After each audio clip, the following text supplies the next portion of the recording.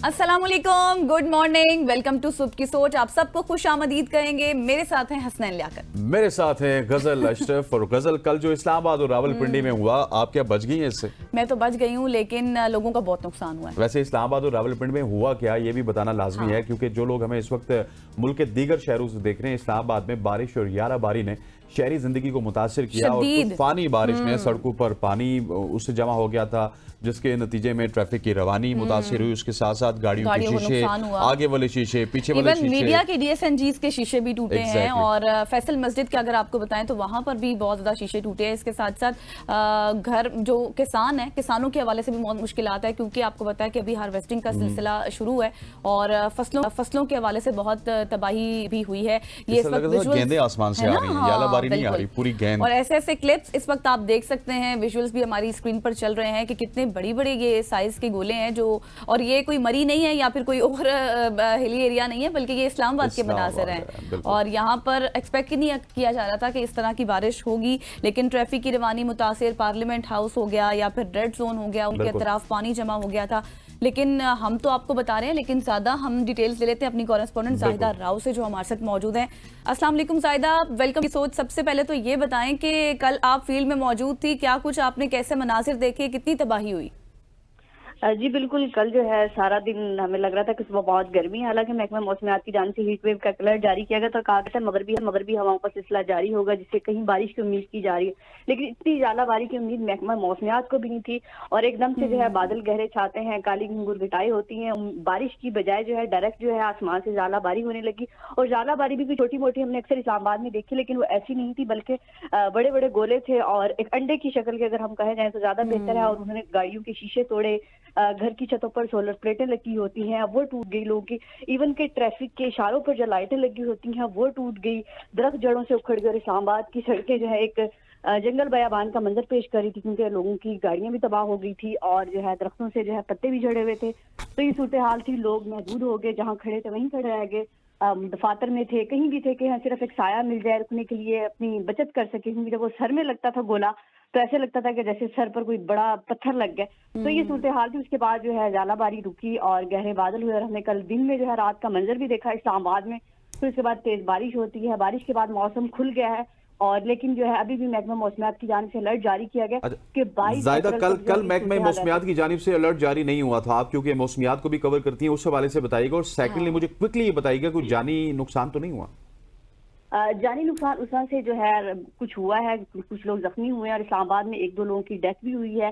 महकमा मौसमियात की जानिब से अलर्ट तो हसनैन जारी किया गया था, लेकिन उसमें जालाबारी की इतनी तवक्को नहीं की जा रही थी। ये कहा गया था हीट वेव है और आंधी तूफान चक्कर चल सकता है। आंधी तूफान चक्कर तो चला, लेकिन वो कुदरत की तरफ से आंधी चक्कर जो है जालाबारी में तब्दील हो गया। जालाबारी भी इतनी शदीद थी कि उसको नाकाबिले बर्दाश्त था, कोई इंतजाम था। सीडीए की भी कारकर्दगी का कल पोल हमने देखा कि रोड पर पानी जमा हो गया। सेक्टर्स के अंदर इस्लामाबाद के जो बड़े पोश सेक्टर्स है, जिनमें कहा जाता है बड़ी अयाशी होगी, बड़ा आसाइश प्रस्त होगा, लेकिन वहां पर भी हमने पानी जमा देखा है। चलें, अब महकमा मौसमियात की जानिब से ज़्यादा अलर्ट जारी कर दिया गया है। Thank you so much for joining us. और आप डिटेल्स दे रही थी, हम देखने वालों को यही कहेंगे कि जो नुकसान हो गया, लेकिन अब आगे जो अलर्ट जारी है उस हवाले से आप अपने इक़दाम कर लें, क्योंकि rain with powerful hello storm हमने देखा different part of twin cities.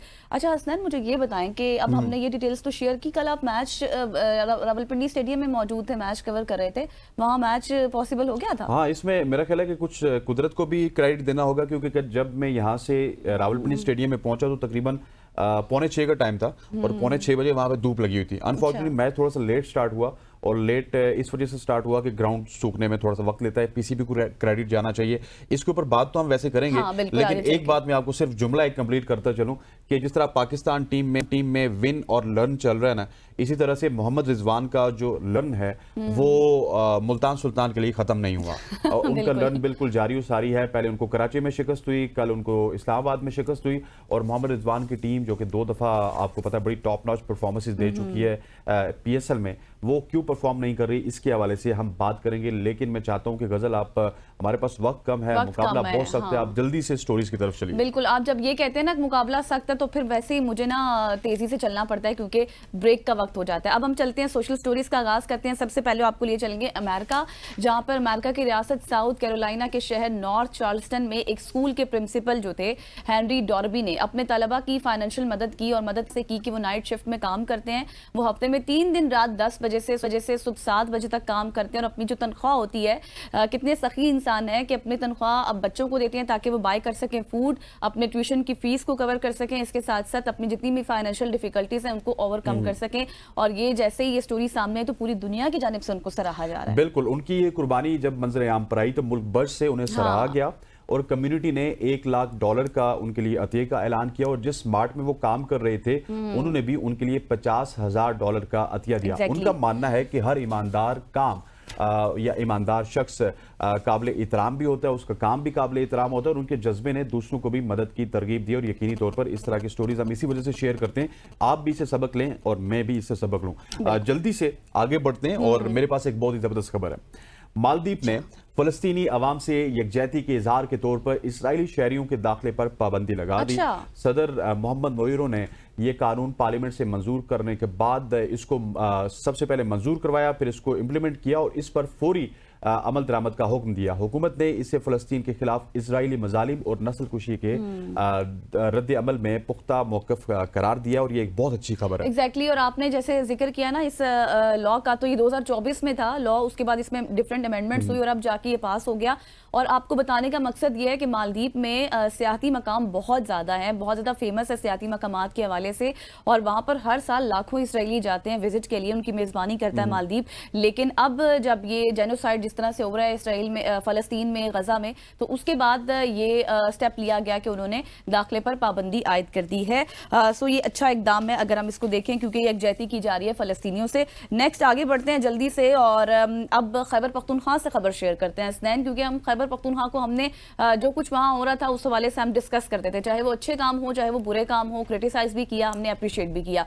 अब फाइनली वहाँ पर तरक्याती काम हो रहे हैं और तरक्याती कामों के बीच में एक काम हमें ऐसा सामने आया कि तमाम सरकारी स्कूलों के तलबा को मुफ्त स्कूल बैग्स और किताबें फराहम करने का फैसला किया गया है। जो मुशीर इत्तलात हैं बैरिस्टर सैफ, उन्होंने ये तस्दीक की है और बताया कि इस इक़दाम के लिए फंड्स भी मंजूर कर दिए गए हैं और ये इमरान खान का विजन है जिसको अली अमीन गंडापुर साहब लेकर चल रहे हैं। और इस हवाले से उन्होंने कहा कि मजीद जितने भी जो पीटीसी होती है, पेरेंट्स टीचर काउंसिल जो सालाना होती है, उसका भी जो है फंड बढ़ा दिया गया है, 5 से 7 अरब तक कर दिया गया है। तो ये एक अच्छा इकदाम है। बिल्कुल ऐसी है। और इसके अलावा एक और आम फैसला भी किया गया जो कि वालिदैन और असातिज़ा की काउंसलिंग के हवाले से किया गया। वालिदैन और असातिज़ा जितने भी हैं उनकी काउंसलिंग भी होगी ताकि वो बच्चों की तालीम और तरबियत के लिए बढ़ चढ़ के हिस्सा ले सके। और जैसे आपने पहले बताया कि 5 अरब रुपए से बढ़ाकर इस फंड को भी 7 अरब रुपए कर दिया गया ताकि स्कूलों की सहूलतों को मजीद बेहतर किया जा सके। अच्छा जी ख़वातीन हज़रात, मेरे पास एक और बड़ी इंटरेस्टिंग खबर है। इस्लामाबाद में तवक्को की जा रही है और ये अंदाजा लगाया जा रहा है कि मार्च के महीने और सेमाई एडजस्टमेंट के तहत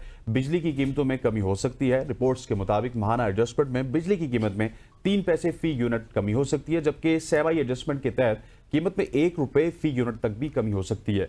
मरकजी जो पावर परचेजिंग एजेंसी है उसने माहाना एडजस्टमेंट की दरख्वास्त की है जिसकी समाअत 29 मार्च को होगी। अच्छा, ये खबर तो आपने शेयर की और आपको याद है कि 3 अप्रैल को भी एक खबर आई थी कि बिजली 7 रुपए 41 पैसे सस्ती हो गई और ये खबर इतनी आई थी कि अब जब मैं आपको फोन भी करूँ ना तो सबसे पहले मुझे वज़ीर आज़म साहब की आवाज सुनाई देती है कि बिजली हमने इतनी सस्ती कर दी। चले ये तो अच्छा इकदाम है, लेकिन इसके साथ हम आपको पेट्रोलियम मसनूआत के हवाले से बताते हैं जिसके हवाले से ये क्लेम किया जा रहा था कि जो कीमतें हैं वो कम होगी, लेकिन हमें यू टर्न नजर आया वफाकी हुकूमत का, वो ये है कि पेट्रोलियम मसनूआत की कीमतों को बरकरार रखा गया है और इसके ऊपर जो पेट्रोलियम मसनूआत की जो लेवी है उसकी शरह भी बढ़ा दी गई है, यानी कि वो 70 से 78 रुपए कर दिए गई है और इसके साथ साथ ये कीमतें बरकरार रहेंगी 15 रोज के लिए।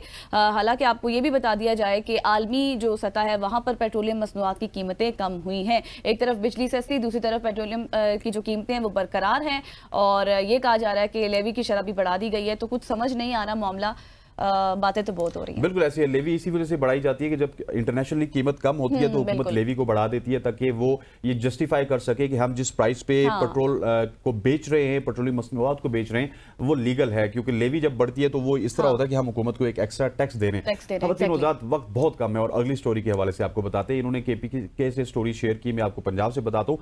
वज़ीर आला पंजाब मरियम नवाज शरीफ ने सूबे के किसानों के लिए 15 अरब रुपए की मंजूरी दी है जो कि गंदम सपोर्ट फंड के तहत किसान कार्ड प्रोग्राम के जरिए फराम की जाएगी। पंजाब गवर्नमेंट ने इस पैकेज को पहला मुनफरिद नमूना और बेमिसाल करार दिया है, जो कि गंदम के किसानों के लिए तारीखी अहमियत रखता है। बिल्कुल, ये शानदार पैकेज है क्योंकि किसानों की बहुत मसाइल चल रहे हैं और अब इस तरह के इकदाम करना एक खुश आइंद बात है, क्योंकि आपको पता है कि जिस तरह से हमने एक सेगमेंट नहीं कई सेगमेंट्स किए इसके ऊपर, और हमने बात की कि किसान किस हद तक परेशान है, उसको वैसे उनकी सपोर्ट प्राइस मुकर्रर नहीं होती जैसे जिस तरह से वो मेहनत करते हैं, और अब बारिशें जो जिस तरह से हुई हैं उस हवाले से भी कितना नुकसान है, क्योंकि हार्वेस्टिंग का सिलसिला जारी है। बिल्कुल ऐसे, और इस स्कीम के तहत हर किसान को 27,000 रुपए मिलेगा। अच्छा। तो दिखने में तो ये 15 अरब रुपया लगता है, लेकिन जब ये किसानों पे डिस्ट्रीब्यूट होगा तो 27,000 रुपए मिलेगा। वो किस तरह मिलेगा, आप पंजाब गवर्नमेंट लेकिन 27,000 से होगा भी क्या? कुछ नहीं होगा, लेकिन something is better than nothing. हाँ, ठीक है जी। और exactly. यहाँ पे मेरा ख्याल है कि शॉर्ट स्टोरीज को हम खत्म करते हैं और हम लेते हैं ब्रेक, क्योंकि ब्रेक भी बहुत जरूरी होती है। ब्रेक के बाद हम अपने आप को रिफ्रेश कर सकते हैं, स्विच कर सकते हैं, नए मेहमानों के साथ मुलाकात कर सकते हैं। यहाँ पे वक्त हो जाता है एक शॉर्ट सी कमर्शियल ब्रेक का। ब्रेक लेते हैं, वापस आते हैं। स्टे विद अस।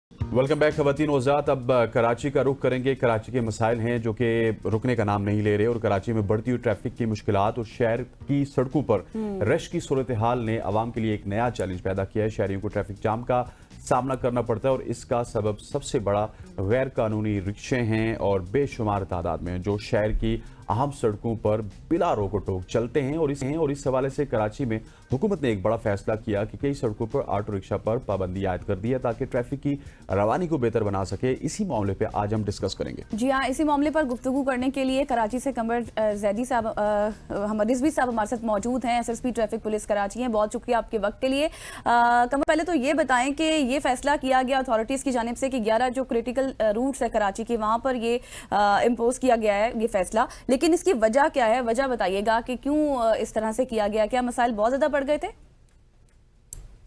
जी बिस्मिल्लाह। बात यह है कि बहुत सारी रोड्स के ऊपर हमें अवामी शिकायत थी, और आप अगर कम्यूट करेंगी कराची की रोड्स पे तो ये मेन चौराहे हैं, यहाँ पे रिक्शों का हमारे पास तादाद बढ़ती चली जा रही है और उनके लिए कोई खड़े होने की जगह नहीं। तो 1+4 पे पहले मरहले में हमने 11 मेन शाहराहें ऐसी सिलेक्ट किया है, और जिनमें से 9 शाहराहों पे 1+4 को हम बंद कर रहे हैं, और 2 शाहराहें ऐसी हैं IH चंडीगढ़ और शाहराह फैसल, जिनमें 1+2 और 1+4 ये दोनों किस्म के रिक्शा बंद रहेंगे। अच्छा। कंजेशन इतनी ज्यादा थी और इनकी वजह से रुकावट इतनी आ रही थी कि आवाम को तकलीफ हो रही थी कम्यूट करने में, और लोगों को अपने डेस्टिनेशन में पहुंचने में बहुत लंबा वक्त लग रहा था। अच्छा सर, ये बताइएगा कि कराची में इस तरह के फैसले तो होते रहते हैं, लेकिन कमर भाई उसमें इम्प्लीमेंटेशन के ऊपर काफ़ी ज़्यादा सवालात उठाए जाते हैं कि इम्प्लीमेंट नहीं होता। तो क्या कुछ आप इस तरह के मेजर्स ले रहे हैं कि ये फैसला इम्प्लीमेंट भी हो, और जो जिस तरह से आपने पाबंदी लगाई मेन शाहराहों पे, वहाँ पे इसके बाद रक्षा नजर ना आए? नहीं, मेरा ख्याल है ऐसा होता नहीं है। ना इस तरह से फैसले रोज निकलते हैं, ना इम्प्लीमेंटेशन में कभी कोई होती है, परेशानी होती है। इससे पहले भी हम जिंची वगैरह को कामयाबी के साथ बंद कर चुके हैं। ये 1+4 और 1+2 रिक्शे हैं, और इन पे इम्प्लीमेंटेशन कल ही से पूरी तरह से नफाज हो चुका है, इसका इम्प्लीमेंट हो चुका है। इसका कल से हमने इम्प्लीमेंट कर दिया है, और इन चाराओं पे जिनकी निशानदही हुई है नोटिफिकेशन के अंदर, वहाँ आपको कोई ये वाले रिक्शे नजर नहीं आएंगे। अच्छा कमर साहब, ये बताएं कि अब ये जो पाबंदी लगाई है वो 2 मंथ के लिए लगाई गई है, मतलब जून 2025 तक लगाई गई है, तो फिर उसके बाद क्या होगा? एज द केस में भी SOS होती है ये चीजें। 144 का इम्प्लीमेंटेशन होता है, फिर उस पर अगर उसके बावजूद रिक्शे आते हैं तो 188 में उनको बंद करते हैं, और इसमें इसका फिलहाल फौरी तौर पे इसको 11 सड़कों पे नाफिज किया गया है। बतदरीज हम इसमें इजाफा करेंगे और तकरीबन पूरे कराची में इसका नफाज होगा। अच्छा डॉक्टर साहब, एक और प्रॉब्लम आता है। लेट्स सपोज रिक्शा कम्युनिटी के ऊपर आपने पाबंदी लगाई तो उनकी तरफ से एहतजाज भी होता है। इस हवाले से आपने कोई गवर्नमेंट ऑफ सिंध को या फिर कराची एडमिनिस्ट्रेशन को भी कॉन्फिडेंस में लिया कि उनको कोई मुतबादल जराए दिए जाएं, क्योंकि एहतजाज तो होते हैं फिर पाकिस्तान में? नहीं, देखिए, जब इस तरह के फैसले होते हैं तो पहले ही से तमाम इदारे और उसको एक ही प्लेटफॉर्म पे जमा होते हैं और सबकी कंसेंसस के साथ ये किया जाता है ताकि फ्यूचर में कोई परेशानी ना आए। ठीक हो गया। बिल्कुल। अच्छा कमर साहब, ये बताएं कि जिस तरह से अभी आपने सारा जिक्र किया और बताया भी, ये अब ये जो 11 रूट आपने बताया ये मेन हब है, यहाँ पर ज़ाहिर है ट्रैफिक की रवानी भी रहती है। अब कोई मुतबादिल प्लान है उन रिक्शा वालों के लिए? ये मुतबादिल प्लान ये है कि फिलहाल जहाँ इनको पाबंदी नहीं लगी वहाँ चलाएं। इनको हम मेन रोड्स के ऊपर से उसके बावजूद हटाएंगे और इनको मेन जो आर्टरीज हैं उनको किसी तरह भी कंजेशन वहाँ पे नहीं होने देंगे। ठीक हो गया कमर साहब, thank you so much for joining us. SSP traffic police Karachi doctor Qamar Rizvi मौजूद थे। कराची के हवाले से जब भी हम बात करते हैं तो वहाँ के मसाइल हैं, इंफ्रास्ट्रक्चर के मसाइल हैं, बहुत सारे ऐसे मसाइल हैं जिनके ऊपर हम बात करते हैं। आज हमने बात की थी रिक्शा के ऊपर पाबंदी लगाई गई है, 11 रूट्स पे पाबंदी लगाई गई है और इससे रिक्शा कम्युनिटी के ऊपर कहीं ना कहीं असर जरूर पड़ेगा, लेकिन अगर इससे शहर की ट्रैफिक रवा दवा होती है तो इससे अच्छी बात कोई हो नहीं सकती, क्योंकि कराची के यही मसाइल होते हैं। इवन चैंपियंस ट्रॉफी की फुटेजेस भी आपने देखे होंगे कि वहां पे जब लाहौर के फुटेजेस बताते थे तो रोड्स आपको क्लियर नजर आती थी, जब कराची के फुटेजेस बताते थे तो रोड आपको उस टाइम पे स्टक नजर आती थी। और आपको पता है कि सीएसएस का एक इम्तिहान हो जाता है तो वहां पर क्या सूरत हाल हो जाती है, लाइंस लग जाती हैं गाड़ियों की, तो ये बहुत मुश्किलात हैं इस हवाले से। लेकिन खैर अब जो ये स्टेप्स ले गए हैं शायद इनसे कोई बेहतरी हो सके। यहाँ पर लेंगे एक ब्रेक के बाद वापस आएंगे। स्टे विद अस।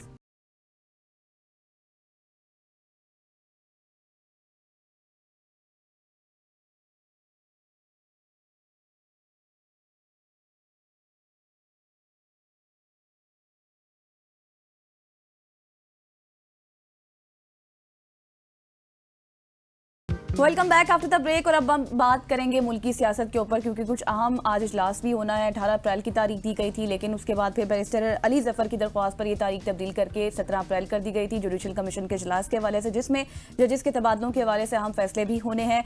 और वक्त ज़ाया किए बगैर हम चलते हैं जी। नईम हैदर पंजोता साहब हमारे साथ मौजूद हैं। बिल्कुल ऐसे ही जी। पंजोता साहब, thank you so much for joining us. Sir, सबसे पहले तो आज जो हॉट टॉपिक है जजेस की सीनियरिटी के हवाले से, उस हवाले से मैं बात करना चाहूँगा। ये सीनियरिटी लिस्ट पे तब्दीली, क्या आप समझते हैं कि ये अदलिया के ऊपर हमला है, अदलिया की जो खुद मुख्तारी है उसके ऊपर हमला है, क्योंकि पीटीआई के यही मौक़िफ़ हमें नजर आ रहा है? बिल्कुल जी, अदलिया की खुद मुख्तारी पर हमला है और अदलिया को 26वीं तरमीम के बाद बिल्कुल खत्म कर दिया गया है। इनका मकसद सिर्फ ये है कि अदलिया, ये मुल्क इनके मुताबिक चले। एक अदलिया बची थी जो कहीं ना कहीं कोई इंसाफ दे देती थी, तो इन्होंने उसको भी खत्म कर दिया है। तो अब मुल्क के अंदर बिल्कुल ही ना कानून रह गया, ना आइन रह गया, ना अदालतें रह गई हैं। हमने फिर भी दरवाजे वही खटखटाने हैं, हमने इल्तिजाएं भी लेकर जानी है, सारा कुछ करना है, लेकिन इंसाफ नहीं मिल रहा। इंसाफ अगर मिल रहा होता ना तो आज इमरान खान जेल में ना होते, आज उनकी अहलिया जेल में ना होती, आज बाकी वर्कर्स जो है वो जेलों में ना होते दफा 144 की खिलाफवर्जी पर उठाने के बाद। आज ये ना होता कि सलार काकड़ को एक जगह से उठाया, दूसरे में फिर गिरफ्तार कर लिया। आज ये ना होता कि डॉक्टर यास्मीन राशिद अंदर होती। आज जो महमूद रशीद साहब हैं, उमर सरफराज चीमा साहब हैं, शाह महमूद कुरैशी साहब हैं, जितनी तमाम लोग मौजूद हैं वो जेल में ना होते, क्योंकि इंसाफ नहीं रहा, अदालतें नहीं रही, मुल्क खत्म कर दिया गया। तो फिर मुल्क खत्म ही हो जाते हैं ना जब आप उसके अंदर इंसाफ ना हो। मुल्क हमारा तब जो है वो अपने जगह पर खड़ा होगा जब मुल्क के अंदर हम रूल ऑफ लॉ लेके, जिसके लिए इमरान खान जंग रहा है। वो चाहता है कि मुल्क बच्चे, जो इन्होंने लूट मार की है, जो इन्होंने अपने कब्जे के अंदर अच्छा पंजोता साहब, मुझे ये बताएं कि अब ये जो मामला चल रहे हैं, आज इंपॉर्टेंट इजलास भी है, तो आप समझते हैं कि ये सिर्फ सियासी मुदाखलत का नतीजा है या फिर इंतजामी जरूरत भी है?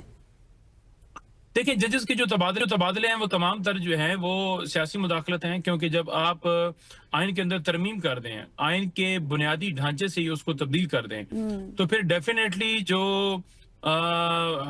उसके अंदर जो तब्दीली की गई है उसकी वजह से ये सारा हो रहा है। तो ये अब जो इख्तियार है नई तरमीम के मुताबिक, 26वीं तरमीम के मुताबिक हुकूमत का आ चुका है। हुकूमत वो जो अपने वोट से आई नहीं है, यानी जिसको एस्टेब्लिशमेंट की आशीर्वाद हासिल होगी, यानी पीपल्स पार्टी हो या नून लीग हो, वो इक़्तिदार में बैठेंगे और उसके बाद वो अपनी मर्जी से जो है वो जजेस लगाएंगे। तो फिर ये तो सीधा सीधा ये हुआ ना कि ये कहीं से नाम इनके आते हैं और वहीं से आकर ये इनकी अप्रूवल होती है और वहीं से आकर ये बैठते हैं। तो इसलिए ये जितने लोग हैं जो इस वक्त बैठे हुए हैं इक़्तिदार के अंदर, अब वो डिसाइड करेंगे कि जजेस कौन से होने चाहिए, कौन सा सीनियर है, कौन सा जूनियर है।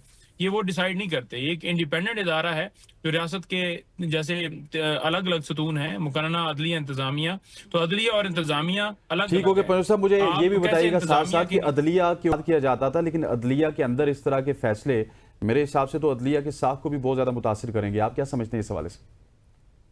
बिल्कुल करते हैं जी, बिल्कुल करते हैं, क्योंकि जब अदालतों के अंदर इंसाफ ना मिल रहा हो, कि इस्लामाबाद हाई कोर्ट का अगर ऑर्डर करता है या सुप्रीम कोर्ट का जज ऑर्डर करता है तो उसके ऊपर अमल ना हो, और उसके बाद जज को जो है जज के खिलाफ ट्रोलिंग कर दी जाए कि ये जज देखें ये बायस है, फिर उसके खिलाफ रेफरेंस भी चला जाए और जज फिर बेचारा घर चला जाए, इस्तीफा दे दे या कुछ कर जाए, फिर कहा जाए कि देखो जी ये सामना नहीं कर पाया तो इसलिए घर चला गया। तो ऐसी सारी सूरत हाल के अंदर जो है वो इंसाफ जैसे खत्म किया गया है, हम आवाज इसलिए बुलंद कर रहे हैं, और तहरीक इंसाफ वो जमात है जो इसके लिए अच्छा आवाज पंजोता उठा साहब, रही ये है, बताएं जंग कि लड़ रही अब है। ये मामला तो एक तरफ, आगे बढ़ते हैं, गंदम जो किसान हैं उनके भी बहुत ज़्यादा मसाइल चल रहे हैं। सीएम पंजाब ने एक शानदार पैकेज का भी ऐलान किया है और इस्लामाबाद आने का किसानों ने रुख करने का इंदिया भी दे दिया है, तो क्या समझते हैं इस हवाले से उनके साथ कितनी ज्यादती हो रही है? देखिए, किसानों के साथ बड़ी ज्यादती की गई है, क्योंकि मैं खुद एक किसान हूँ। किसानों के साथ ये ज्यादती की गई है कि जो उनकी फसलें हैं उनका वो रेट जो है वो नहीं दिया जा रहा। यानी अगर 1 एकड़ पर खर्चा होता है 70,000 80,000, और उसका अगर ठेका लगाकर वो 1,20,000 30,000 40,000 टोटल अमाउंट बने, तो उसमें से इनकम अगर होगी 50,000 40,000 70,000 80,000, तो वो किसान को तो लॉस होगा। बिल्कुल। सबसे बड़ा आपके मुल्क का जरिया जो मुआश है वो ज़राअत है, और ज़राअत के ऊपर इनकी इतनी तवज्जो है कि उस ज़राअत को खत्म करने के लिए, उस किसान, देखें किसान को खत्म करना है तो ज़राअत को खत्म करना है। एग्जैक्टली। कि उनके हुकूमत ना सब्सिडी देती है, ना खादों की तेलों की कीमत कम करती है, और फिर जब फसल आ जाता है तो उसको उस जो कीमत गवर्नमेंट अनाउंस करती है, फॉर एग्जांपल 4,000 अनाउंस की है या 3,500 अनाउंस की है, जैसे कि लास्ट ईयर थी, तो क्या ली गई थी? नहीं ली गई थी। आपको केपीके के अंदर, यानी हमारी यहाँ पर गवर्नमेंट है, वहां जाकर गंदम जो है हमने ली और हमने कहा कि आप लेकर आइए। इसी तरह कमाद की फसल है, तो कमाद भी जब आप मिलों पर ले जाते हैं तो पहले तो वो कटौती कर लेते हैं, यानी 100 मन गन्ना होगा तो वो कहेंगे कि 70 आया। बिल्कुल ऐसी है फिर सर, ये तो उसकी मर्जी किसानों के के मुताबिक- मामलात है जो हाँ, पंजोता साहब बिल्कुल। आप बेहतर समझते हैं, क्योंकि आप खुद भी इसी इलाके से हैं। मुझे ये बताइएगा कि खान साहब की बहनों की अगर बात कीजिए, उनकी खान साहब से मुलाकात नहीं करवाई जा रही। वैसे तो ये बुनियादी इंसानी हुकूक के खिलाफ है, लेकिन क्या एक्सपेक्टेशन है कि कब तक ये जो तातुल है टूटेगा और उनकी मुलाकात वापस करवाई जाएगी? बिल्कुल जी, ये सिर्फ बुनियादी इंसानी हकूक की खिलाफ वर्जी नहीं है, बल्कि हमारा जो कानून कहता है, जो आइन कहता है, जो जेल मैनुअल कहता है, उसकी भी खिलाफ वर्जी है, और इस्लामाबाद हाई कोर्ट के हुक्म की भी खिलाफ वर्जी है। वाज़ह तौर पर जब ये तय हो गया कि मंगल वाला दिन वकला और फैमिली की मुलाकात का दिन होगा, और उसमें जो प्रोसेस है ना भिजवाने का, वो भी सारा तरीकाकार जो वाज़ह किया गया उसके मुताबिक भिजवाए गए, लेकिन बहनों को भी नहीं मिलने दिया गया। वकला भी जो लिस्ट के अंदर नाम मौजूद है उनमें से सिर्फ 2 वकला को अलाउ किया गया, बाकी उस लिस्ट को बदल दिया गया। बस जैसे कहते हैं ना कि कोटा पूरा करना, वो कोटा पूरा किया गया। 3 और लोगों को शामिल करके कहा गया कि जी ठीक है जी, मुलाकात हो गई है। इसी तरह लास्ट टाइम भी किया, और उससे पहले भी इसी तरह उनकी बहनें आई। यही तरीकाकार बार बार किया जा रहा है। कल जिस तरह पुलिस वहां पर खड़ी थी और जिस तरह मुजामत बाकायदा तौर पर आगे से रुकावट डाली गई, मैं खुद गया वहां पर और मुझे भी आगे से पुश किया गया, हाथों के साथ रोका गया। पुलिस के जो एसएचओ है, वर्दी फिर आपको पता है पहनी होती है, फिर उसका एक बिल्कुल आप ठीक फरमा रहे हैं, लेकिन वो, आप पंजोता ये बताएं कि जिस तरह से अब खान साहब के साथ हो रहा है, केसेस को आगे नहीं बढ़ाया जा रहा, तनख्वाह करके उनको किसी दबाव का शिकार बनाया जा रहा है, ऐसा समझते हैं आप? बातें हो रही हैं। देखिए, बात ये ना कि इमरान खान साहब वो शख्स हैं जो इस मुल्क की खद्दारी की खातर जंग लड़ रहे हैं। वो आज अगर अडयाला जेल में है, 1 मिनट में जेल से बाहर आ सकते हैं, लेकिन वो अपने तमाम असूलों पर समझौता नहीं कर रहे। वो कह रहे हैं कि हम एक आज़ाद मुल्क हैं, एक आज़ाद कौम है, और हम किसी के ताबे नहीं है, किसी की ख्वाहिश के ताबे नहीं है कि कोई बाहर से मुल्क हमारा मुल्क चलाएगा। हम अपने असूलों पर खड़े हैं। नहीं होगा कि हम अमेरिका को अड्डे दें, वो कहें कि आप अड्डे दे दें। नहीं होगा कि हमारी सरजमीन किसी की जंग के लिए इस्तेमाल की जाए या हमारी इदारों को इस्तेमाल किया जाए, बल्कि हम एक आज़ाद मुल्क हैं। हम ना अड्डे देंगे, ना हम इस्तेमाल होंगे, ना हम किसी सूरत समझौता करेंगे कि आपकी ख्वाहिश के मुताबिक मुल्क चले।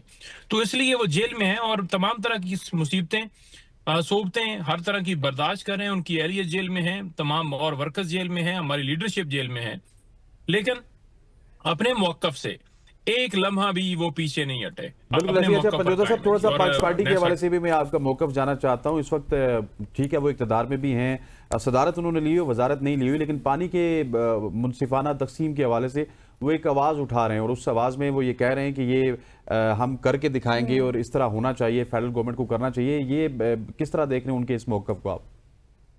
देखें, ये जितनी जमातें भी हैं सिवाय तरीके इंसाफ के, जो इस वक्त खास तौर पर इक़्तिदार के अंदर बैठी हुई हैं, आपने देखा होगा कि ये नवाज शरीफ, ये जरदारी, ये जितने आपस में हैं एक दूसरे के गुत्थम गुत्ता थे और एक दूसरे के खिलाफ नारे लगाते थे, हम चौथी दफा वजीर आजम नहीं बनने देंगे, जो ख्वाब देख रहा है वो ऐसा नहीं होगा। तो आप फिर उनकी गोद में बैठ गए, आप उनके साथ बैठ गए, आपने वजारतें भी ली हुई हैं, आपने गवर्नरशिप भी ली हुई है मुख्तलिफ सूबों में। एक जगह पर आपकी हुकूमत है, एक जगह पर आपका गवर्नर है, दूसरी जगह पर भी आपका गवर्नर है, तीसरी जगह भी आपका गवर्नर है। तो आप तो बिल्कुल उस सेटअप का हिस्सा बन गए, सिर्फ किस लिए? अपने इक़्तिदार की खातिर, और क्योंकि आपकी चोरी पकड़ी जानी थी तो इसलिए आप मुतहद हो गए, क्योंकि खान साहब ने कहा था ना। सही, बिल्कुल। आप ठीक कह रहे हैं। पंजुता से बताएं, अब जो पानी का मामला चल रहा है सिंध के हवाले से, पंजाब के हवाले से, उसमें बैनुल सूबाई तनाज़ा विफाकी हुकूमत की नाकामी का सबूत नहीं है, आप समझते हैं ऐसा? बात यह है कि ये जो जितने भी हैं ना, मैंने आपको बताया कि ये इक़्तिदार की खातिर जंग लड़ रहे हैं। इमरान खान वो हैं जो इस मुल्क की खातिर जंग लड़ रहे हैं। इक़्तिदार की खातिर जो जंग लड़ने वाले होते हैं उनको इक़्तिदार चाहिए होता है, इक़्तिदार में आके उन्होंने जदादें बनानी होती हैं, उन्होंने अपने बैंक बैलेंस बनाने होते हैं, उन्हें कोई सरोकार नहीं है कि अवाम के मसाइल क्या हैं, उन्हें कोई सरकार नहीं है कि सिंध में पानी का मसला जो है वो क्यों नहीं हल हो रहा, उन्हें कोई सरोकार नहीं है कि वहां पर सड़कें बने, वहां पर स्कूल बने, वहां पर कॉलेजेस बने, वहां पर हॉस्पिटल्स बने, वहां पर तरक्की हो। क्योंकि तरक्की होगी तो एक आम आदमी ऊपर आएगा, तो जब आम आदमी ऊपर आएगा तो मुल्क सूबा खुशहाल होगा, वो फिर ताबेदारी नहीं करेगा, वो इनके नीचे मुलाजिम नहीं होगा, वो इंडिपेंडेंट होगा। तो ये चाहते हैं कि अच्छा पंजोल साहब, बहुत सारे लोग कह रहे हैं कि पीपल्स पार्टी एहतजाज है, ये कौमी यकजहती को नुकसान पहुंचा रहा है। कुछ लोग कह रहे हैं कि ये पीपल्स पार्टी वाले कह रहे हैं कि ये उनका बुनियादी आईनी हक है। तहरीक इंसाफ क्या समझती है इस हवाले से? नहीं, कौम को देखें, कौम को तो ये नुकसान पहले दिन से पहुंचा रहे हैं। आप देखें, वही जुल्फकार अली भुट्टो जो उस वक्त शामिल थे मुल्क तोड़वाने के अंदर, और वही उनके फिर अब जो आगे हैं बिलावल और जरदारी ने जो किया है, मिस्टर 10% उसके नाम के साथ क्यों लिखा जाता है? क्योंकि वो ठेके लेता था, वो कहता था कि ये सड़क बना दो, 10% जरदारी का हिस्सा जाए, ये फलाना काम कर दो, इसके अंदर 10% हिस्सा जरदारी का जाना चाहिए। तो मिस्टर 10% नाम उसका इसलिए रखा गया था।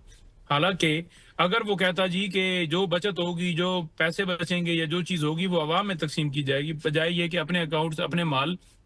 बिल्कुल आप ठीक कह रहे हैं। थैंक यू सो मच पंजुता साहब, आपने में ज्वाइन एक कॉम्प्रिहेंसिव डिस्कशन की आपके साथ। चूंकि अब वक्त कम है और आपको पता है ब्रेक का वक्त भी हो गया, तो यहाँ पर लेंगे एक ब्रेक के बाद वापस आएंगे, क्रिकेट पर बात करेंगे।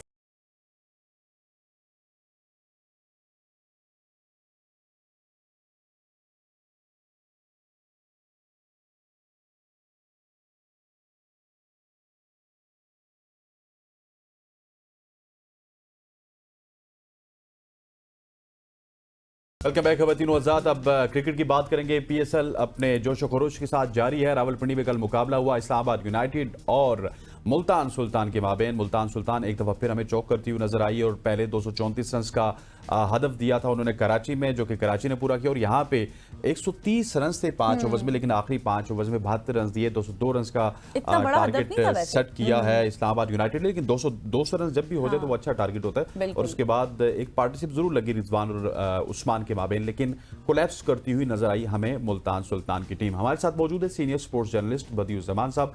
बदी भाई, thank you so much for joining अस। सबसे पहले बदी भाई आपसे ये सवाल करूंगा कि हमारी कौमी टीम की अगर बात की जाए तो वहां पे भी मोहम्मद रिजवान कहते थे कि या तो विन होगा या फिर लर्न होगा, और मुझे ये लगता है कि अभी तक उनका पीएसएल में भी लर्न ही चल रहा है। वजह क्या है? मोहम्मद रिजवान अच्छी कप्तानी नहीं कर रहे या फिर मुल्तान सुल्तान की टीम उस तरह से अच्छी कॉम्बिनेशन के साथ नहीं आ रही? देखिए अजहर भाई, अगर कराची की बात करें तो कराची में उनकी बैटिंग बड़ी जबरदस्त थी। आप देखें 234 रन उन्होंने कर लिए थे, लेकिन यहाँ पर उनकी जो बॉलिंग थी वो इस तरह की नहीं थी कि 234 रन को जो है वो डिफेंड कर सके। तो बड़ी जबरदस्त बैटिंग हमें जो है वो कराची की तरफ से देखने को मिली थी। चैंपियंस से 100 किए और वो जो 100 रिजवान ने किए थे उसके ऊपर वो भारी पड़ गए। तो असल में मसला ये है कि जो बॉलिंग होती है आपकी, अगर आपने 200 रन कर लिए तो फिर आपकी बॉलिंग पर ये बनता है कि बॉलर जो है वो आपको जो है मैच जितवाएं, लेकिन यहाँ पर ऐसा नहीं है। और कराची की पिच, जहाँ पर मैं आपको बताऊं कि अगर 200 या 200-225 रन बनते हैं तो वो चेज हो जाते हैं। तो ये एक चीज ऐसी है कि यहाँ पर आपको अगर बैटिंग बड़ी अच्छी कर रहे हैं तो यहाँ आपने अपनी बॉलिंग को भी बहुत अच्छा करना होगा, जब भी आप मैच जीत सकते हैं। अगर पिंडी की मैं बात करूं, देखिए पिंडी में जो पहले टीम बैटिंग कर रही है वो 200 रन बना रही है, अगेंस्ट टीम जो है वो 139, 140 और 155 पे आउट हो गई। तो ये चीजें थोड़ी सी मैटर कर रही है, वहां की कंडीशन यहाँ की कंडीशन में काफी फर्क है। लेकिन मुल्तान सुल्तान में वही कह रहा हूँ कि मोहम्मद इस्माइल से प्रेस कॉन्फ्रेंस हुई थी तो उनसे जब बातें हो रही थी तो थोड़ा सा कंफ्यूज से नजर आ रहे थे। तो उसी कंफ्यूज होने की वजह से वो अपनी टीम को शायद लीड सही तरीके से नहीं कर रहे, बॉलिंग चेंजिंग उनसे सही तरीके से नहीं हो रही, बैटिंग ऑर्डर में थोड़ी सी प्रॉब्लम हो रही है। तो ये चीजें एक कप्तान के लिए बहुत जरूरी है। और आगे आपको हसनैन भाई पता है कि आपने एशिया कप खेलना है, वर्ल्ड कप खेलना है, तो यहाँ पर अगर वैसे ही मोहम्मद रिजवान को उन्होंने बाहर किया हुआ T20 से, बाबर आजम को बाहर किया हुआ है, तो अब क्या अगर आप अच्छा इस तरह की परफॉर्मेंस आपकी होगी तो वापस कमबैक आपका T20 में मुझे मुश्किल लगता है। तो यहाँ जो टीम अब जिस तरीके से इस्लामाबाद खेल रही है वो बैटिंग भी बड़ा अच्छा कर रहे हैं और बॉलिंग में भी बहुत जबरदस्त कर रहे हैं, फील्डिंग उनकी बड़ी जबरदस्त है। और खासतौर पर एक ऐसा प्लेयर जिसको आपने किसी भी फ्रेंचाइज ने लेने की कोशिश नहीं करी, वो आया और उसने आते ही जो है वो इवेंट का 3 मैचेस में टॉप स्कोरर बन गया। तो मेरे ख्याल में T20 की टीम अगर आप अलग बनाना चाह रहे हैं तो यहाँ पर आपने उन खिलाड़ियों को मौका देना होगा कि जो T20 फॉर्मेट के मुताबिक मॉडर्न डे क्रिकेट खेलना जानते हो। अच्छा बदी भाई, कल मैंने एक सवाल किया था शेफ जट से कि किस टीम का पलड़ा आपको भारी लग रहा है, तो उन्होंने कहा था कि अब जो भी 200 रन बनाएगा उसी का पलड़ा भारी है। और हमने देखा कि इस्लामाबाद यूनाइटेड मुसलसल जीत भी रही है, अच्छा खेल रही है, और हम देख रहे हैं कि जो मुल्तान सुल्तान है वो सबसे आखिरी दर्जे पर है। अब मॉडर्न डे क्रिकेट में 200 रन तो कोई बड़ी बात नहीं है, अब क्या स्टेप्स ले रहे होंगे मुल्तान सुल्तान को कि वो वापस कम बैक कर सके? देखिए जो पिंडी की कंडीशन है, अभी आपने पिंडी की कंडीशन में जो है वो मैचेस खेले, अभी आपने जो है वो लाहौर में जाकर मैच खेलने, मुल्तान में मैच खेलने, वहां पर किस तरह की कंडीशन मिलती है, वहां पर रन किस तरह से होते हैं। मुल्तान में अक्सर आपने देखा है कि इतने ज्यादा रन नहीं होते, 170 में भी टीमें जीत जाती हैं। यही मसला है। अभी जो मैंने पहले आपसे बात की, कराची की कंडीशन पिंडी की कंडीशन में काफी फर्क नजर आया है। जहाँ जो पहले बैटिंग टीम कर रही है वो उसके रन ज्यादा हो रहे हैं, दूसरी बैटिंग वाली को जो है बहुत ज्यादा मुश्किल आ रही है। अब ये जब इवेंट मुंतकिल हो जाएगा लाहौर में और मुल्तान में तो फिर आपको सही कंडीशन पता होगी। लेकिन अगर मुल्तान सुल्तान अगले 1-2 मैचेस में मजीद कामयाबी हासिल नहीं करती, हार जाती है, तो फिर उनके लिए बहुत ज्यादा मुश्किल हो जाएगा इवेंट में रहना। तो 200-225 रन करके भी अगर आप एक टीम हार रही है तो मेरे ख्याल में उसको सोचना पड़ेगा, उनके मैनेजमेंट को सोचना पड़ेगा कि बॉलिंग में हम कहां पर गलतियां कर रहे हैं, हमारा कप्तान कहां गलतियां कर रहा है और हमारी फील्डिंग में किस तरह की प्रॉब्लम है। 1 या 2 कैचेस जो है वो आपको मैच हरवा देते हैं, 1-2 मिस फील्डिंग आपको जो है वो मैच हरवा देती है। तो यहाँ अगर एक टीम बड़ी अच्छी बैटिंग करते हुए 220, 225 या 234 रन बना के हार जाए तो ये एक बहुत बड़ी बात हो जाती है कि इतने रन करने के बाद जो है वो आप हार रहे हैं। बिल्कुल ऐसी है बदी भाई। थोड़ा सा साहिबजादा फरहान के हवाले से मैं बात करना चाहता हूँ। वो इनिशियल पिक्स में नहीं थे, सप्लीमेंट्री पिक्स में उनको इस्लामाबाद यूनाइटेड ने पिक किया, लेकिन अभी वो टॉप रन्स गेटर हैं पाकिस्तान सुपर लीग के और उनको उनकी पोजीशन के ऊपर खिलाया जा रहा है और फिर तसलसल के साथ मौके मिल रहे हैं इस्लामाबाद यूनाइटेड की जानिब से। पाकिस्तान टीम में ना तो उनको ओपनर खिलाया जाता है, उनको चौथे 5वें नंबर पर मौका मिलता है और फिर एक मैच में मौका मिलेगा, 3 मैच में बैठ जाएंगे और फिर अचानक से वो अगली सीरीज में ड्रॉप हो जाते हैं। हम अपने टैलेंट को ज़ाया क्यों कर रहे हैं? क्योंकि PSL में तो बहुत फ्लुएंट नजर आ रहे हैं। यही बात हसनैन भाई, हम यही चाह रहे हैं कि एक प्लेयर को अगर आप तवातर के साथ चांस नहीं देंगे तो उसकी परफॉर्मेंस उस तरह की नहीं होगी जिस तरह की हम चाहते हैं कि वो उस तरह की परफॉर्मेंस दे। आप साहबजादा फरहान जो है वो मुसलसल, आपने तो इस सीजन की बात की, मैं आपको 3 से 4 सीजन पीछे भी अगर लेके जाऊं तो चाहे वो कादर आज़म ट्रॉफी के 4 डे मैचेस हो, 1 डे मैचेस हो और T20 मैचेस हो, उसकी परफॉर्मेंस में एक तसलसल है। और एक खिलाड़ी अगर डोमेस्टिक क्रिकेट कंटिन्यू खेल रहा है, वहां पर उसकी परफॉर्मेंस अच्छी है, तो मेरे ख्याल में उसको हमें जो है सोचना पड़ेगा कि हम उसको खिलाएं। आप देखिए बैठते हैं, एक आध बात खिलाता है, उसके बाद बाल जाता है, तो ये चीजें जो है सही नहीं है। तो मेरे ख्याल में साहबजादा फरहान को अगर आप टीम में लेते हैं T20 टीम में, पाकिस्तान टीम में, तो उनको तवातर के साथ ओपनिंग जो उनका नंबर बनता है उसी में इनको जो है वो चांस देना पड़ेगा ताकि कि वो अच्छी परफॉर्मेंस जो है वो दे सके। इस तरह के अगर आप मौके देंगे तो मुश्किल है कि पाकिस्तान टीम जो है वो आगे Asia cup, T20 world cup भी खेलना है। तो आपने अगर बड़ी टीम, मुस्तकिल टीम, अच्छी टीम बनानी है तो इस PASL में आपको सिलेक्शन कमेटी को, आपके हेड कोचेस को, आपकी मैनेजमेंट को, उन खिलाड़ियों को देखना होगा कि कौन सा खिलाड़ी हमें T20 में सूट करता है, तो उसी हिसाब से आप टीम बनाएं। ये हम हमेशा से जो है वो रोना पीटना शुरू कर देते हैं जब पाकिस्तान सुपर लीग खत्म होती है। न्यूजीलैंड में जाएं तो जी कंडीशन मुश्किल है, ऑस्ट्रेलिया में जाएं कंडीशन मुश्किल है। भाई उन लोगों के लिए मुश्किल क्यों नहीं है, वो यहाँ पर एशियन कंडीशन में आपको हरा के चले जाते हैं। तो ये चीज हमें सोचनी पड़ेगी, कंडीशन कोई मैटर नहीं रखती। जब तक आप इंटरनेशनल क्रिकेट खेल रहे हैं तो आप एक प्लेयर हैं, आप 25 करोड़ में से मुंतखब होके आए तो आपको परफॉर्मेंस देनी पड़ेगी, एज अ कप्तान भी देनी पड़ेगी, एज अ बैट्समैन भी देनी पड़ेगी और एज अ बॉलर भी देनी पड़ेगी। अच्छा बदी भाई, ये बताएं कि इस्लामाबाद की अगर थोड़ी सी बात करें तो शादाब खान भी एक इम्पॉर्टेंट फैक्टर है, उनकी कप्तानी के मुसलसल रेगुलर विन करी है इस्लामाबाद यूनाइटेड। देखिए इस्लामाबाद का मसला यही है कि शादाब खान आपको यहाँ पर फ्रेंचाइज क्रिकेट में तो बड़ा अच्छा करते हुए नजर आ रहे होंगे, कप्तानी भी बहुत अच्छी कर रहे हैं, उनकी बॉलिंग भी बड़ी अच्छी है, बैटिंग में पिछले साल की बनस्बत इस साल उनकी बैटिंग में बहुत वो चीज हमें नजर नहीं आ रही है। लेकिन असल मसला होता है कि मैं आपको बताऊं कि जब आप पाकिस्तान टीम में जाते हैं तो वहां आपको क्या हो जाता है। हमारी PSL ऐसा का हम मुकाबला तो कर लेते हैं दूसरी लीग से, जैसे हम IPL से भी मुकाबला करते हैं, फलानी लीग से भी मुकाबला करते हैं, लेकिन इस लीग से आप प्लेयर कितने तैयार कर रहे हैं ये आपको सोचना पड़ेगा। IPL से तो इंडिया ने 3 टीमें बना ली हैं, हमने क्या बनाया, हमने तो जो T20 में 4-5 लड़के इन 10 सालों में हमने जो है वो चुने थे वो भी हमसे जाया हो रहे हैं, बार बैठ के जाया हो रहे हैं, किसी को उसके नंबर पे नहीं बैटिंग मिलती। अब देखिए साहबजादा फरहान के साथ कितनी ज्यादती की बात है कि एक प्लेयर जो है मुसलसल रन कर रहा है, डोमेस्टिक क्रिकेट खेल रहा है और उसको किसी फ्रेंचाइज ने लिया, आखिरी में जो है जो उनको लिया गया और उसने आगे बता दिया यार कि मैं कुछ हूँ, मुझे खिलाओ, मैं पाकिस्तान टीम के लिए भी अच्छा खेलना चाहता हूँ। लेकिन यहाँ पर वही है ना कि 2 तुम्हारे 2 मेरे 2 उसके, तो ये चीजें खत्म करनी पड़ेंगी। जब तक आप 25 सिस्टम खत्म नहीं करेंगे आपकी क्रिकेट बेहतर नहीं हो सकती। बिल्कुल ऐसे ही मुझे लगता है बदी भाई, एक आध बंदा आपका भी होता है। Thank you so much for joining अस। बदी जमान साहब सीनियर स्पोर्ट्स जर्नलिस्ट हमारे साथ मौजूद थे, जो कि पाकिस्तान सुपर लीग से बात कर रहे थे और फिर पाकिस्तान क्रिकेट टीम के हवाले से भी कुछ बात कर रही थी। आप वक्त हुआ चाहता है एक शॉर्ट सी कमर्शियल ब्रेक का, ब्रेक लेते हैं, वापस आते हैं, स्टे विद अस।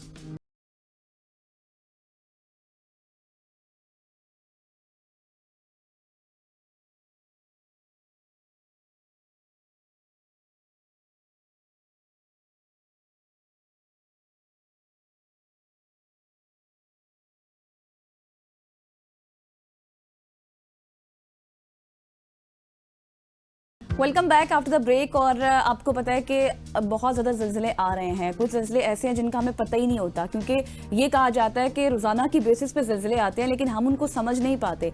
इसी वजह से आज हमने अपने प्रोग्राम में एक साइंटिस्ट को बुलाया है, जो कि जियोफिजिस्ट भी आप उनको कह सकते हैं, साइंटिस्ट भी कह सकते हैं, जो क्या करते हैं कि अर्थ के हवाले से स्टडी करते हैं, उनकी फिजिकल प्रॉपर्टीज़ के ऊपर, उनकी प्रोसेस क्या है, किस तरह से डाटा को गैदर किया जाता है अर्थ के हवाले से, और फिर वो लोग क्या करते हैं, इतनी मुश्किल स्टडी करते हैं, इतने इंटेलिजेंट लोग होते हैं कि मैं बहुत इंस्पायर होती हूँ ऐसे लोगों से। अच्छा, उनके पास डिफरेंट टेक्निक्स होती हैं जिनका वो इस्तेमाल करते हैं, जैसे कि इलेक्ट्रिकल हो गया, फिर वेरियस मेथड्स होते हैं, मकनातीस जिसको आप कहते हैं, इस तरह की टेक्निक्स यूज़ करते हैं ताकि वो गैदर कर सके डाटा और make interpretation about the earth.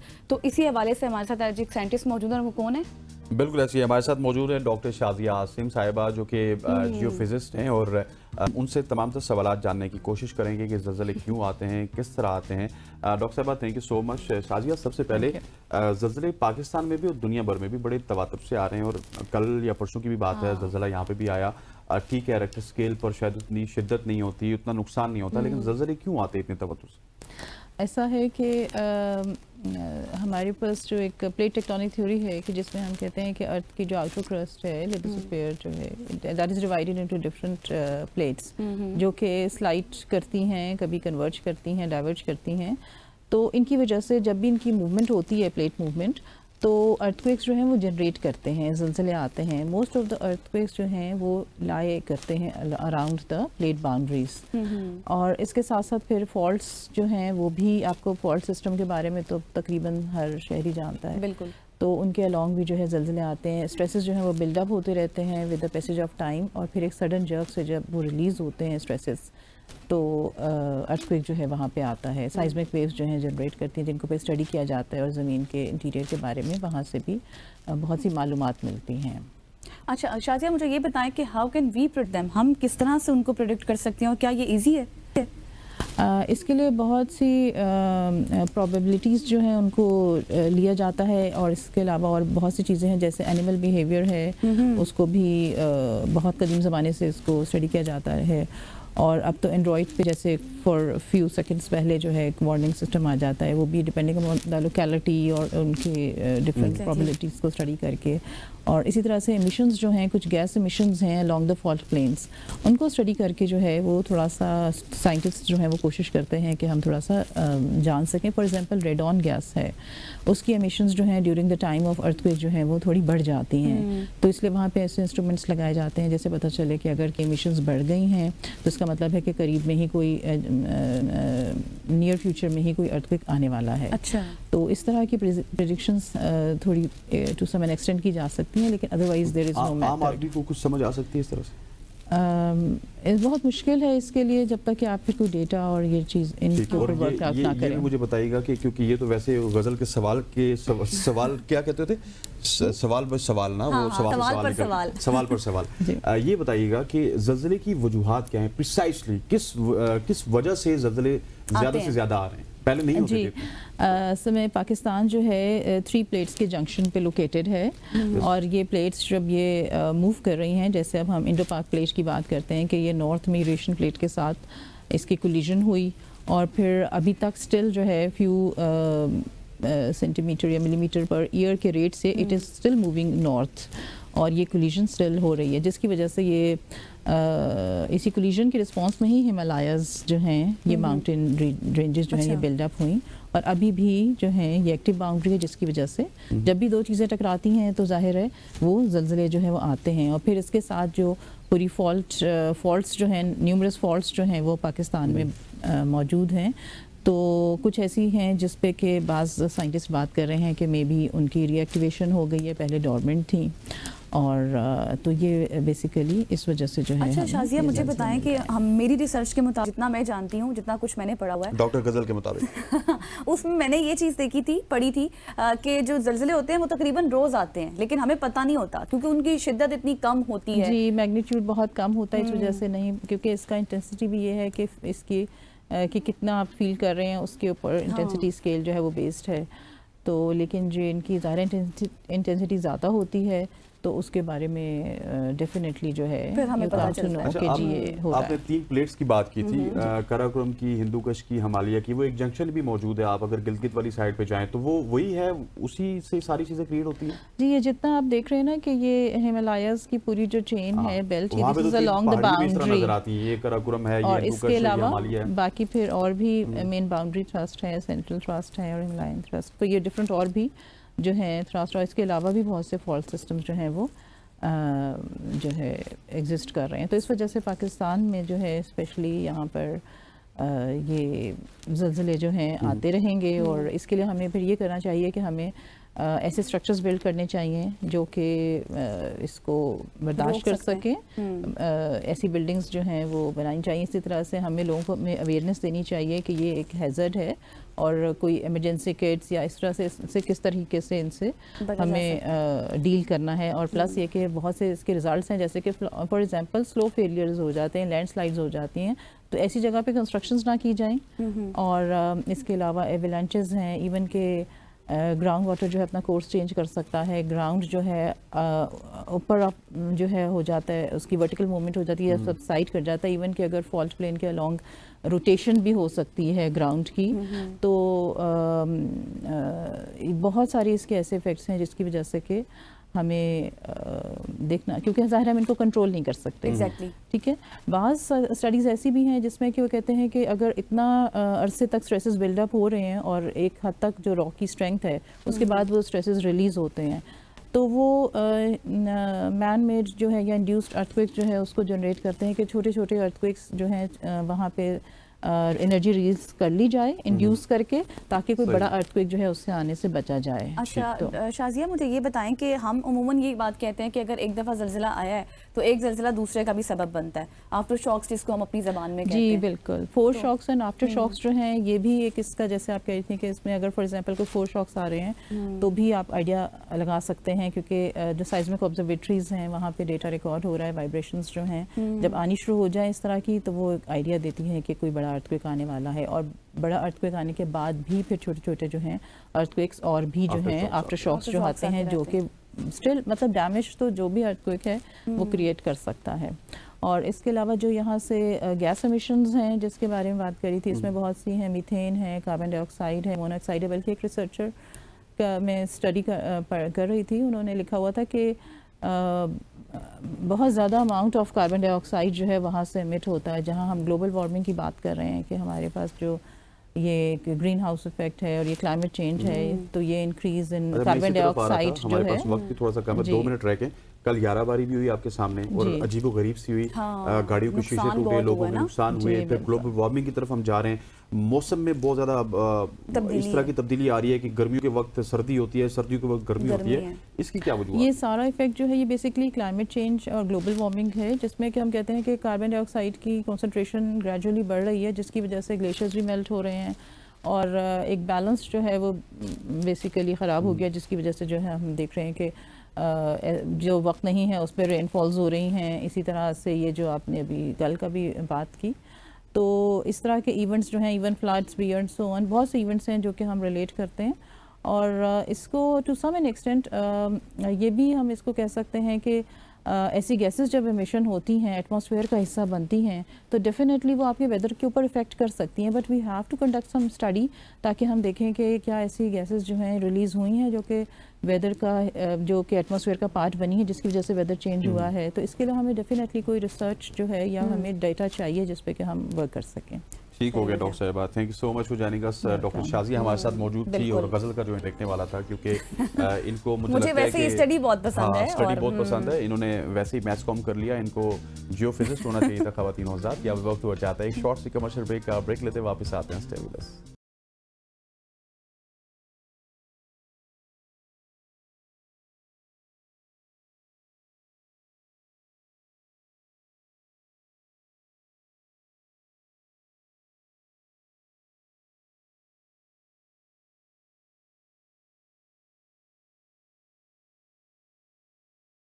Welcome back after the break. और आपको पता है कि अब स्प्रिंग का मौसम है और इस्लामाबाद की बहार जहां एक तरफ सरसब्ज मनाजिर और खुशबू बिखेरती है, वहीं दूसरी तरफ पोलन एलर्जी जैसे संजीदा मसले भी जन्म ले रहे हैं।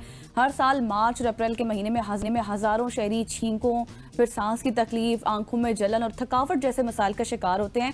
और माहिरीन ये कहते हैं, एक्सपर्ट्स के मुताबिक, कि उनकी जो बुनियादी वजह शहर में मखसूस दरख्तों और घासों से पैदा होने वाला पोलन है।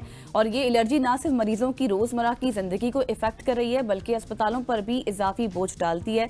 ज़ाहिर है इतने इंतजाम नहीं होते। और हम इस मसले पर आज बात करेंगे। और हमें किसने ज्वाइन किया? हसनैन हमें ज्वाइन किया है आपकी जानी पहचानी डॉक्टर रूबिया उस्मान ने। और साहिबा से हमारा जो तारुफ हुआ था वो ईद के शो में हुआ था। और मैं एक अपॉलॉजी करना चाहता हूँ ऑन एयर। उस वक्त मैं रूबिया को रुबीना कहता रहा, समथिंग लाइक दैट। लेकिन उसके बाद फिर ऐसा हमारा एक दूसरे के साथ शगफ हुआ कि अब डॉक्टर साहिबा हमें बहुत अच्छी लगती है। डॉक्टर साहिबा, thank you so much for joining us. Thank you for having me. सबसे पहले एलर्जी की बात की जाए तो आपसे तो हम डिफरेंट फील्ड्स में भी बात कर सकते हैं। जनरल फिजिशियन है आप। एलर्जी इन खास महीनों में आती है, लेकिन इसका सद्भाव हम नहीं ढूंढते, उसकी वजह क्या है? देखिए, एलर्जी समथिंग, जो कुछ चीज़ें ऐसी हैं साइंस में जिनका अभी तक प्रॉपर कोर कॉज भी पता नहीं चल सकी और प्रॉपर इलाज भी नहीं हो सका। So we are only able to control them. हम उनको सिर्फ काबू पा सकते हैं, उनके सिम्टम्स को सप्रेस कर सकते हैं, लेकिन उनको कंप्लीटली इरेडिकेट नहीं कर सकते। Allergy is one of those things. और ये मेरी अक्सर पेशेंट से भी यही डिस्कशन होती है, क्योंकि पेशेंट चाहता है मुझे बस ये बता दे मुझे हुई क्यों और मैं इसको खत्म कैसे करूं। And sometimes I tell them this is not a good idea, because this is one of those conditions जिसमें आप शायद कभी ना पता कर सकें कि आपको क्यों हुई या कैसे हुई। लेकिन कुछ चीज़ें जो हमें पता है वो ये कि इसमें फैमिली हिस्ट्री बहुत मैटर करती है। तो जेनेटिक प्रीडिस्पोजिशन है, अगर आपके वालिदैन कोई, अगर आपके ग्रैंड पेरेंट्स कोई, आपके सिबलिंग्स को है तो आपको भी होगी, चांसेस ज्यादा है। अगर आपको नहीं होती तो you very lucky to get away with it. दूसरी चीज जो बड़ी जरूरी है वो ये जानना है कि अगर आपको ये नहीं भी पता चलता कि आपको ये क्यों हुई, आप ये जानने की कोशिश करें किस चीज से हो रही है, ताकि वो अवॉइड कर सके, क्योंकि इसमें avoidance is actually the main treatment. अच्छा डॉक्टर साहिबा, आपसे सवाल करने से पहले कॉल्स भी हमने हाँ, करनी है। कॉल्स भी ले सकते हैं जी। मैं भूल गया था डॉक्टर साहिबा का इंट्रोडक्शन करवाते हुए। आप डॉक्टर साहिबा से सवाल कर सकते हैं एलर्जी के हवाले से। 05189010008 ये हमारा एक नंबर है, और दूसरा भी अगर मुझे जुबानी याद होगा तो बोल देता हूँ, 05126249446। यस, आई एम राइट जी। दोनों नंबर स्क्रीन पर आ रहे हैं। ये दोनों नंबर पे आप कॉल कर सकते हो, डॉक्टर साहिबा से सवाल कर सकते हैं। और अभी डॉक्टर गजल सवाल करेंगी डॉक्टर रूबिया। अच्छा डॉक्टर रूबिया, मुझे आपसे ये पूछना था कि कॉमन सिम्टम्स क्या होते हैं? आपने मुझे सीरियस सवाल में फंसा दिया। पहले एक जियोफिजिस्ट आई थी, वो मुझे लगा कि डॉक्टर है माशाल्लाह से। मुझे अब सीरियस सवालों में ये जना है सारे। मुझे आपसे ये पूछना है कि बहुत सारे लोग मुझसे भी पूछते हैं कि जो डॉक्टर्स होते हैं अक्सर जो है ये कहते हैं कि हमें वैक्सीन लगवानी चाहिए। क्या कोई इसका प्रॉपर हल है वैक्सीन? इसको कहते हैं इम्यूनोथेरेपी। तो इसका एक ट्रीटमेंट प्लान है जो कि हर एक को जरूरत नहीं होती है। अगर आपको माइल्ड सी एलर्जी है तो आप तो एंटी एलर्जी टैबलेट्स, और डॉक्टर आपको थोड़ा समझाएगा कि आप उसको कैसे कंट्रोल कर सकते हैं। अच्छा। अगर आपके सिम्टम्स बहुत सिवियर हैं और क्रॉनिक हैं और वो हर साल सीजनल हो रहे हैं और फिर वर्स भी हो रहे हैं टाइम के साथ साथ, तो फिर डॉक्टर आपको रिकमेंड करेगा आप इम्यूनोथेरेपी के लिए चले जाएं। हर एक में सक्सेसफुल नहीं होती है, सक्सेस रेट वेरिएबल होता है। There is no way to predict इसमें क्या असर करेगा। उसमें आपको लो डोज एलर्जन से एक्सपोज किया जाता है। जैसे अगर आपको पोलन एलर्जी है तो आपको हल्का हल्का एक्सपोजर किया जाएगा। अच्छा। आपकी बॉडी को सेंसिटाइज किया जाएगा ताकि वो उस चीज से रिएक्ट ना करे। हर एक में इतना सक्सेसफुल नहीं होता, कुछ लोगों में क्योंकि कुछ डॉक्टर्स कहते हैं कि ये इफेक्ट भी करती है। बिल्कुल। तो अगर ये इफेक्ट करती है तो फिर डॉक्टर्स क्यों इसके हवाले से क्या रेफरेंस देते हैं कि आप लगवाएं? देखिए, इसका असल रीजन ये होता है कि साइंस इज इवॉल्विंग कॉन्टिन्यूअसली, और हम जब कुछ सक्सेस रेट्स देखते हैं तो फिर हमें होता है कि this is the right treatment, we should promote it. लेकिन इक्वली जब हम लिटरेचर पढ़ते हैं और हमें मिक्स रिजल्ट मिलता है तो वी रियलाइज कि वी कांट, हम इसको इस तरह फट के नहीं प्रमोट कर सकते। We have to be balanced. You have to say कि देखिए हम ट्राई कर लें। मेरी एडवाइस हर एक के साथ हमेशा ये होती है, एक एक्सपेंसिव भी है। दूसरी बात ये बहुत जरूरी है, कॉस्ट बड़ा मैटर करती है क्योंकि हमारे यहाँ not everybody will be able to afford it. तो मैं लोगों को अक्सर ये फिर एडवाइस करती हूँ, देखिए आप इसके बारे में सोचें, let's try the first line treatment, second line treatment. अगर वो नहीं काम करती तो फिर इम्यूनोथेरेपी की तरफ जाएं। ठीक हो गया। अच्छा रूबिया, ये 2 महीने ऐसे हैं कि पूरा पाकिस्तान जानता है कि इसमें आपको पोलन एलर्जी होती है, लेकिन इसको किस तरह से हम प्रिकॉशनरी मेजरमेंट्स ले सकते हैं कि ताकि थोड़ा सा हम इससे दूर रहें? Thank you so much for bringing this up, क्योंकि इसमें जो सबसे जरूरी चीज है, और ये बड़ा जरूरी है इस वक्त ये शो करना, बिकॉज इवन तो अब सिम्टम्स कम हो रहे हैं लोगों के, अब लोग भूल जाएंगे। हमारी मेमोरी बड़ी फिकल होती है। अब कल तो हम सारे तौबा इस्तगफार कर रहे थे, आज हम सारे सुबह भूले बैठे हैं कि कल क्या तूफान आया। तो this is how humans are. तो इसमें prevention is the main thing. आप अपने सीजन, अगर आपको सीजनल पोलन एलर्जी है, आपको हर साल होगी, आप इस बारे में भूलिए मत। अच्छा। आपको बेसिकली जनवरी फरवरी में यू शुड सीक हेल्प। आपको अपने जनरल फिजिशियन के पास जनवरी फरवरी में जाना चाहिए, सीजन शुरू होने से पहले। इसका एक इलाज है जो कि सिंपल सी गोली है जो आपने घर पे रोज खानी है, मॉन्टी लूकास के नाम से आती है, बट वो सिर्फ तब असर करती है अगर वो 4 से 6 हफ्ते पहले शुरू की जाए। सीजन शुरू होने के बाद हम अक्सर लोग आते हैं, फिर हम दे भी देते हैं, लेकिन उसका उस तरह असर नहीं होता है। तो जो लिटरेचर एविडेंस, जो रिसर्च सारी बातें बताती है वो ये कि अगर आप इसको 6 वीक्स बिफोर द सिम्टम्स शुरू करें या सीजन शुरू करें तो इसका मैक्सिमम बेनिफिट आपको मिलेगा। दूसरा मास्क, दूसरा प्रिकॉशन इज मास्क। मास्क का इस्तेमाल करें। बिल्कुल मास्क का इस्तेमाल करें, आपके वो एयर पैसेजेस में जाए ही ना एलर्जन, ताकि आपको रिएक्शन ही ना हो। और ये जो टैबलेट है, सॉरी मेरा वही सवाल है, उससे पहले गजल सवाल करें, ये आपने 3 महीने रेगुलर खानी है? जी, दूसरी बात, टैबलेट खानी है या सुबह शाम खानी है? नहीं, so this is 1 tablet daily and you have to have it regularly. तो अगर आपका सीजन 8 हफ्ते का है तो आपने 6 हफ्ते पहले शुरू की, 8 हफ्ते ड्यूरिंग द सीजन आपने खाई, और फिर आहिस्ता आहिस्ता जो आप वीन ऑफ हो जाते हैं इस पे। And it's safe to use, we have had it for few decades now. ये भी नहीं कि कोई नई दवाई आई है। बिल्कुल ऐसे एक और जो जरूरी चीज है जो कि बड़ा जुगाड़ भी है, लेकिन वो एक्चुअल ट्रीटमेंट रिकमेंडेड है, वैसलीन। तो ये हर एक कर सकता है, दिस इज अ सस्ता ट्रीटमेंट एट होम। आप घर से बाहर जाने से पहले अपने नॉस्ट्रल्स में वैसलीन लगाएं ताकि आप एलर्जन से एक्सपोज ना हो पाए। सही। अच्छा डॉक्टर साहिबा, मुझे ये बताएं कि कुछ लोगों को ये बाय बर्थ भी होती है, लेकिन कुछ लोगों को जाके एक सर्टेन एज में होती है, तो इसकी क्या वजह है? So some people, everybody is different. So by birth वाले जो बच्चे होते हैं जिनको 4 साल की उम्र से पहले एलर्जी शुरू हो, वो एक पूरी कैटेगरी है। इन बच्चों को अस्थमा भी ज्यादा होता है, इनको अक्सर और एलर्जीज भी होती हैं। सो मिल्क एलर्जी भी मैंने बहुत कॉमन इनमें देखा है। और ये लोग ऐसे होते हैं जिनकी फैमिली हिस्ट्री बहुत स्ट्रांग होती है। तो अगर आपके पेरेंट्स को जैसे फॉर एग्जांपल थी, there is a good chance कि बच्चों को जैसे ये हो सकती है। सिबलिंग्स के साथ बात भी बहुत ज्यादा होता है, कॉमन होता है थीम। एडल्ट ऑनसेट अस्थमा इन चीजें लेटर ऑन होती हैं, ये भी, इसमें भी जेनेटिक्स का प्रीडिस्पोजिशन है, कुछ एनवायरमेंटल फैक्टर्स का भी रोल है। लेकिन एक और जो बड़ी इंटरेस्टिंग चीज है वो ये कि कुछ लोगों को फैमिली हिस्ट्री नहीं भी होती तब भी हो जाती है, which is what I am trying to say कि हम इसमें अभी तो एक हद तक समझ पाए इसको, अभी हम इसको कंप्लीटली खुद भी नहीं समझ पाए। रुबिया, हमारे यहाँ एक प्रॉब्लम ये है कि हम डॉक्टर्स के साथ कंसल्ट नहीं करते, अनफॉर्चुनेटली। अब ये भी बताइएगा कि कितना ज्यादा डेंजरस है एलर्जी का होना, स्पेशली बच्चों में, नौजवानों में या फिर बूढ़ों में? बच्चों के सबसे ज्यादा डेंजरस पार्ट ये होता है दे कांट टेल यू जब उनके कोई सिम्टम्स खराब होते हैं। तो अगर माँ बाप बिल्कुल विजिलेंट होकर ना देख रहे हो तो हो सकता है वो भी मिस कर दें। डॉक्टर्स मिस कर देते हैं अक्सर। जो बहुत बड़ी हमारी ट्रेनिंग का हिस्सा होता है वो ये होता है कि आपको रेड फ्लैग्स पिक करने होते हैं। तो कुछ बच्चों में ऐसा होता है कि वो इतने सीवियरली इल हो जाते हैं कि उनको सांस की इतनी तकलीफ हो जाती है कि वो सांस नहीं सही ले पाते हैं। उस सिचुएशन में ये जानलेवा भी होती है। सीजन पीक सीजन में जो अल्हम्दुलिल्लाह अब गुजर गया है, पीक सीजन में हमारे पास पेशेंट्स जो आते हैं उनको नेबुलाइजर्स, आईवी ट्रीटमेंट्स और एडमिशंस इंक्लूडिंग रेस्पिरेटरी सपोर्ट, यानी कि डिफरेंट मशीन्स होती हैं, बाईपैप और उसके बाद वेंटिलेटर। ऐसी सिचुएशंस में भी मतलब लोगों को सामना करना पड़ा, ऐसी इतनी सीवियर जानलेवा भी होती है। एब्सोल्युटली। हाँ, अच्छा मुझे ये बताएं कि ये pollen allergy causes skin problem और नॉट? नहीं, so pollen is usually associated with respiratory issues. तो आपकी आंखें इच करेंगी, आपके कान में जैसे खारिश हो रही है, नाक में, गले में, हर जगह it will itch all your mucous membranes, जहां जहां ये एक्सपोज करेगी। देन उसके बाद लेटर ऑन वो रेस्पिरेटरी एयरवेज को कंस्ट्रिक्ट करेगी और सांस का तकलीफ देगी। स्किन एलर्जीज में और सीजनल और भी बहुत प्लांट्स हैं। हमें कुदरत में बहुत अच्छी रेमेडीज भी हैं लेकिन इश्यूज भी हैं। So there are lots of plants which can cause problems with your skin. और आपने काफी अर्सा अब्रॉड भी गुजारा, वहाँ के हालात भी आपके सामने होंगे। हमारी गवर्नमेंट को या फिर जो हमारी एडमिनिस्ट्रेटिव अथॉरिटीज हैं उनको भी इस हवाले से कुछ मैयर्स लेने चाहिए। I think public service messages what you guys are doing this is incredible. देखिए, मैं हर शो में जब जाती हूँ तो मुझे यही इतना ख्याल आता है कि अगर कोई 1 लाख 2 लाख 10 लाख जितना भी बंदा देख लेगा, एटलीस्ट उनको कुछ ना कुछ बात याद रहेगी। और वो जब ये बात याद रहेगी तो उन्हें पता होगा कि अब मुझे डॉक्टर के पास जाना चाहिए। ये बहुत जरूरी है। डॉक्टर्स का असल में हमारा इशू ये भी कि हमारे health care is not all free health care. We have free health care as well, state sponsored, लेकिन हमारी प्राइवेट हेल्थ केयर भी बहुत स्ट्रॉन्ग है। इस वजह से बहुत लोग घबराते हैं, लोग नहीं जा पाते। लेकिन आप इस मामले में ना जाएं। अगर आपको एलर्जी है आप पिम्स जाएं, आप अपने जो नेशनल सरकारी हॉस्पिटल्स हैं उसमें जाएं। There are really well trained doctors जो आपकी हेल्प करने के लिए मौजूद हैं, जो उनके पास रिसोर्सेज है वो उसमें अपनी पूरी कोशिश कर रहे हैं हेल्प करने की। सही, एग्जैक्टली। अच्छा ये बताएं कि अब कुछ लोग कहते हैं कि इसका कोई परमानेंट हल नहीं है, इलाज नहीं है। क्या वाकई अब ऐसे ही चलेगा कि आप एंटी एलर्जी खा लें, वैक्सीन के ऊपर चले जाएं, या फिर कोई मुस्तकिल हल है? मुस्तकिल हल अदर देन अवॉइडेंस और कोई नहीं है। तो जो NIH से वो जो होती है वो भी वैक्सीनेशन होती है, बहुत कम लोगों में उससे मिनिमाइज होती है। जी, मिनिमाइज होती है। ट्रीट वो भी नहीं करता और हर एक को भी नहीं वो वर्क करता। मोस्ट इंपॉर्टेंट थिंग जो गवर्नमेंट ने किया भी है टू बी फेयर वो है कि मलबरी प्लांट, जो हमारे यहाँ सबसे ज्यादा paper mulberry is the biggest culprit, तो उन्होंने बड़ा कॉन्शियस होकर एफर्ट की है कि उस प्लांट को कम करके किया जाए। I won't lie कि this has been going on since I was a child as well. So I have been hearing these stories all my life. लेकिन देखिए ये एक ऐसी कुदरत है, बता रही है। That is so true. Now we are part of the story making, aren't we? लेकिन ये कि ये ऐसी कुदरत की चीज़ है कि ये चीज़ें पॉलिनेशन से ही ग्रो करती हैं। तो वो इंसान जितना काबू पाने की कोशिश करे, नेचर टेक्स ओवर।